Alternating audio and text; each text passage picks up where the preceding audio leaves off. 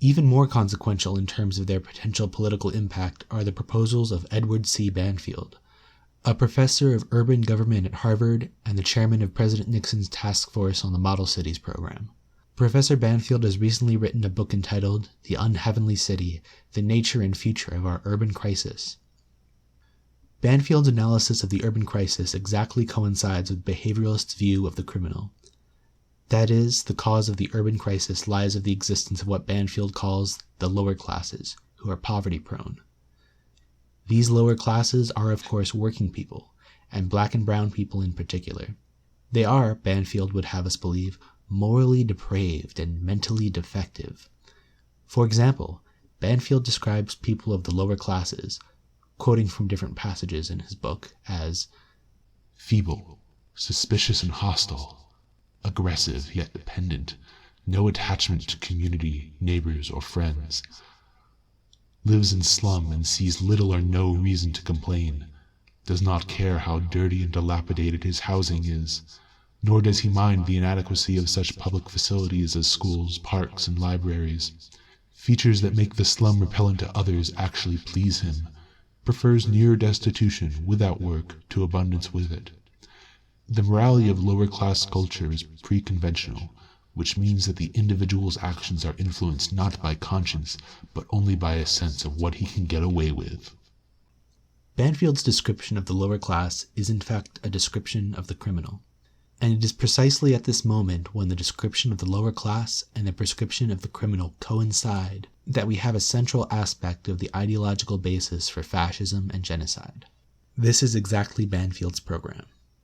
Summarizing the most salient points in Banfield's program, we find these proposals: that the government avoid all rhetoric holding out high expectations for resolving the urban crisis or any of its aspects, that it try to reduce unemployment by eliminating all minimum wage laws, and by repealing all laws which give trade unions, quote, monopolistic powers, for example, the closed shop, that the government abolish all child labor laws and cut compulsory education from 12 to 9 years, that it change poverty definitions from those which encompass relative standards of living to a, quote, fixed standard, and that it encourage or require all persons who fail into this fixed poverty standard to live in an institution or semi-institution, that the government institute vigorous birth control measures for the incompetent poor and send their children to public nurseries, that the government intensify police control and specifically permit the police to stop and frisk and to make misdemeanor arrests on probable cause,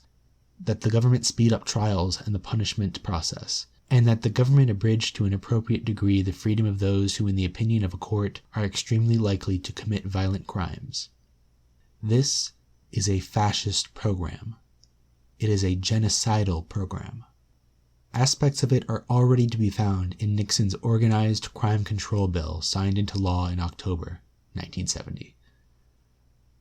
For example, this bill provides for a special category of criminals known as special dangerous offenders. Such a person is defined, in part, as an offender who has been convicted of 2 or more offenses of a kind punishable by death or imprisonment for 1 year, one of which offenses occurred within the past 5 years and for one of which he has been imprisoned. As the New Republic's columnist, TRB, noted, "That's a curious juxtaposition, punishable by death or imprisonment for more than 1 year. Quite a range, eh?" The special dangerous offender can be imprisoned for 20 years at the discretion of the judge, regardless of the prescribed punishment for the original offense for which he was brought to jail. Here then lies the final significance of a mass political movement to expose the prisons and free the prisoners. The issue is not only reform, but also to mount a struggle to abolish the present functions and foundations of the prison system, an effort which can finally succeed only with the abolition of capitalism. For as Engels observed more than a century ago, the prison system under capitalism is overwhelmingly a repressive institution, an appendage of its state apparatus employed to maintain exploitative and oppressive social conditions. Of course, what reforms can be won in day-to-day battle on the legal and political front will be important concessions, but the point is to attack the whole foundation, all the assumptions involved in maintaining a rehabilitative prison system which must assume the moral and mental defectiveness of its victims in the midst of a morally bankrupt, racist, defective, and generally deteriorating social order. To do this now is to launch a frontline offense against the increasingly fascistic thrust of the present administrations in Washington and Sacramento. For the movement to abolish the present functions of the prison system attacks a basic ideological pillar of fascism at its root. It is on the basis of these realities that we, in the radical and revolutionary movements, must broaden and develop our concept of the political prisoner. For the prison system and its various appendages as the adult authority is increasingly used as a political instrument of mass intimidation, subversion, manipulation, and terror against working people and the black and brown communities as a whole. In this regard, we may consider four groupings of prisoners who are prisoners by virtue of their political views and activities, or are specially victimized on the basis of class, racial, and national oppression. First, of course, there are those who become effective political leaders in their communities, and therefore become the victims of politically inspired police frame-ups. They are not imprisoned for any violations of law, but for their political beliefs. Such political prisoners include Bobby Seale, Ericka Huggins, Reies Tijerina, and Angela Davis.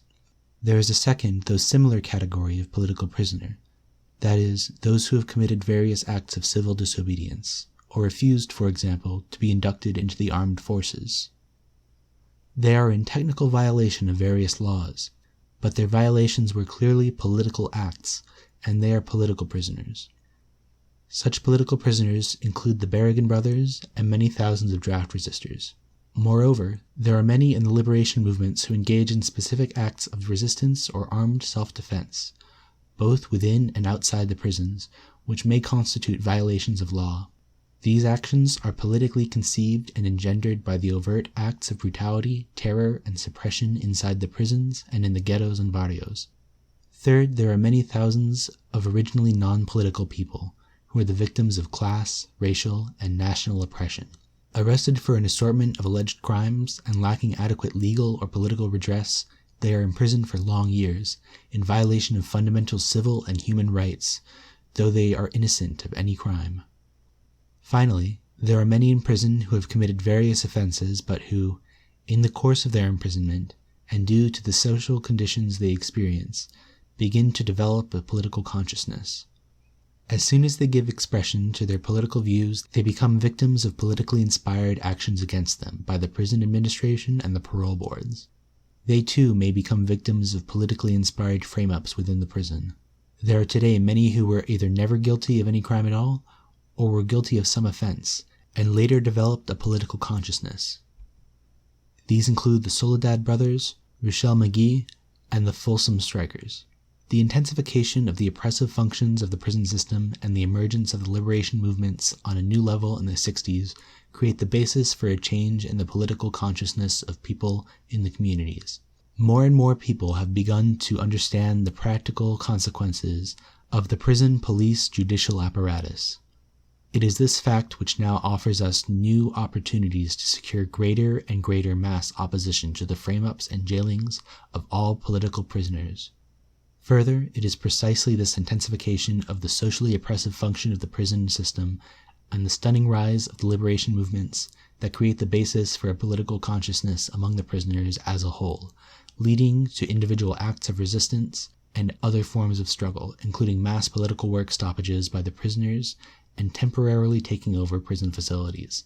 The greatest achievement of this movement is its growing awareness of the class nature of the prison system. In this way, it has been able to unite black, brown, and white prisoners around specific demands, such as we saw in the magnificent manifesto of the Folsom prisoners. The development of a mass movement to free all political prisoners represents the emergence of another front, another aspect of the growing coalition of all oppressed and exploited peoples against capitalist rule. If we begin to grapple with some of these developments, if we begin to see the relationship between the prison system and fascist ideology and program, if we begin to see that we must develop our concept of the political prisoner, and if we begin to see the relationship between containment at home and counterinsurgency and aggression abroad, then we will have opened up whole new avenues for legal and political defense involving many thousands of people, which will, in fact, constitute an important part of a people's offensive against the Nixon, Reagan, Agnew axis. Seize the time.